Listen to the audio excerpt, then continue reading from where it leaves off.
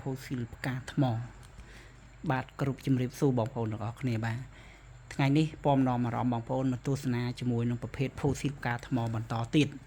ដែលវាខមមិនយើងក្នុងថ្ងៃនេះផងដែរគឺយើងមានបង AI បាទបង AI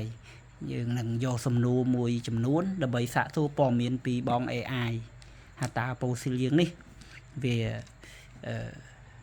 មានអត្ថប្រយោជន៍អីខ្លះឬការប្រើប្រាស់យ៉ាងណាយ៉ាងណីវាមាននៅប្រទេសកម្ពុជាយើងឬក៏អត់ឬក៏នាំចូលយ៉ាងណាយើងនឹងស្ដាប់ទាំងអស់គ្នានេះគ្រាន់តែបង្ហាញត្រុសឥឡូវនេះយើងទៅជួបជាមួយបង AI ទាំងអស់គ្នាបងប្អូនណា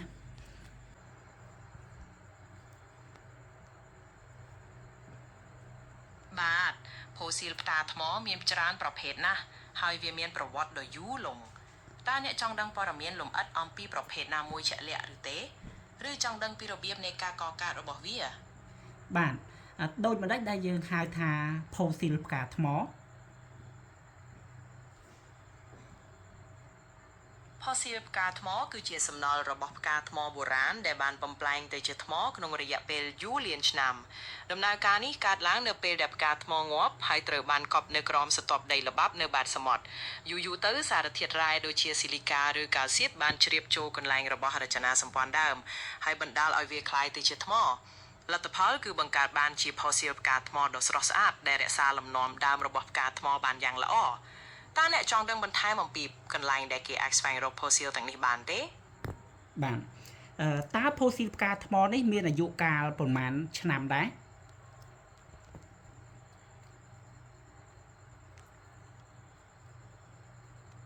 ផូស៊ីលផ្កាថ្មទាំងនោះអាចមានអាយុកាលខុសៗគ្នាទៅតាមកន្លែងដែលគេរកឃើញ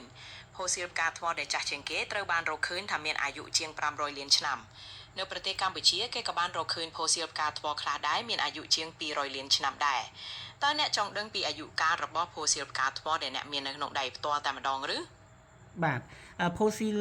ផ្កាថ្មរបស់ខ្ញុំនេះយើងរកឃើញនៅខេត្តបន្ទាយមានជ័យប្រទេសកម្ពុជាអញ្ចឹងអាយុកាលគាត់ប្រហែលជា200លានឆ្នាំឬក៏យ៉ាងម៉េចដែរ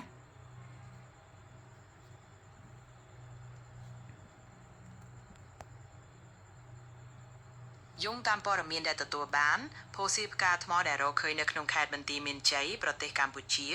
អាចមានអាយុកាលចន្លោះពី250ដល់300លានឆ្នាំសំណល់ទាំងនេះគឺមកពីយុគសម័យប៉ាមៀនដែលជាពេលវេលាដែលកម្ពុជាភាគច្រើនត្រូវបានគ្របដណ្ដប់ដោយសមុទ្រត្រូពិកតើអ្នកចង់ដឹងពីទីតាំងជាក់លាក់ដែលគេរកឃើញផូស៊ីលទាំងនោះដែរទេបាទអាចជួយបន្ថែមប្រាប់មក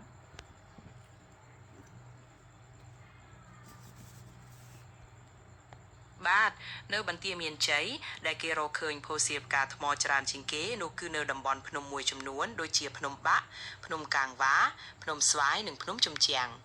តំបន់ទាំងនោះមានលក្ខណៈជាភ្នំថ្មអោយក្រៀមដែលសម្បូរដោយផូស៊ីលសត្វសមុទ្រផ្សេងទៀតផងដែរតើអ្នកចង់ដឹងបន្ថែមអំពីកន្លែងរកឃើញជាក់លាក់ណាមួយនឹងទៀតទេបាទតើផូស៊ីលផ្កាថ្មហ្នឹងវាមានអត្ថប្រយោជន៍អីខ្លះដែរ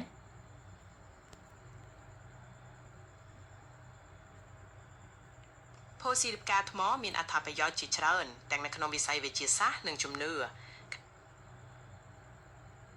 Saya tidak bisa menjawab pertanyaan tentang វិទ្យាសាស្ត្រនិងការប្រើប្រាស់ទូទៅ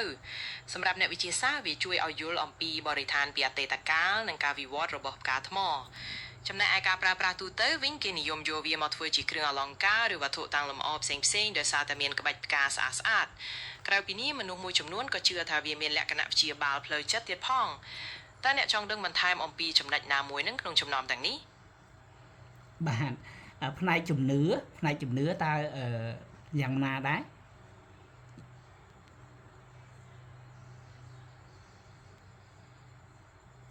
ខាងជំនឿផូស៊ីលផ្កាថ្មត្រូវបានគេចាត់ទុកជាថ្មមួយប្រភេទដែលមានថាមពលនៃការចាក់ឫសនិងភាពស្ថិតស្ថេរវាត្រូវបានគេជឿថាជួយនាំមកនូវការផ្លាស់ប្ដូរដ៏ល្អជួយឲ្យមានតុល្យភាពផ្លូវអារម្មណ៍និងបង្កើនវិចារណញ្ញាណក្រៅពីនេះវាថែមទាំងតំណាងឲ្យសេចក្តីសុខប្រាជ្ញានិងជីវិតអមតៈទៀតផងតើអ្នកចង់ដឹងពីរបៀបប្រើប្រាស់វាសម្រាប់ជំនឿទាំងនេះដែរទេបាទជួយប្រាប់មក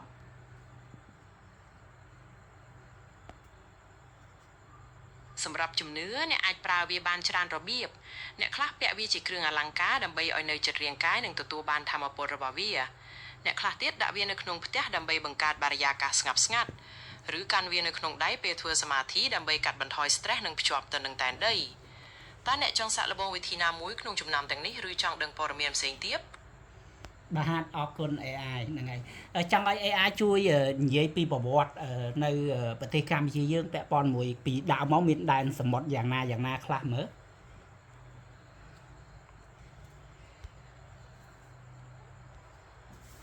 កាលពីដើមប្រទេសកម្ពុជាមានដែនសមុទ្រធំទូលាយនិងមានឥទ្ធិពលខ្លាំងខាងនាវាចរតាំងពីសម័យនគរភ្នំ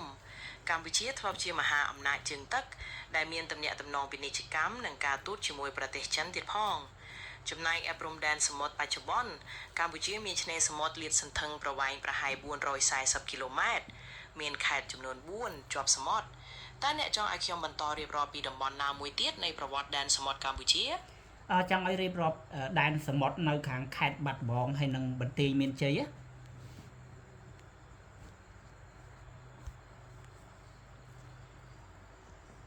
តាមពិតទៅខេត្តបន្ទាយមានជ័យមិនមែនជាខេត្តជាប់សមុទ្រនៅពេលបច្ចុប្បន្នទេ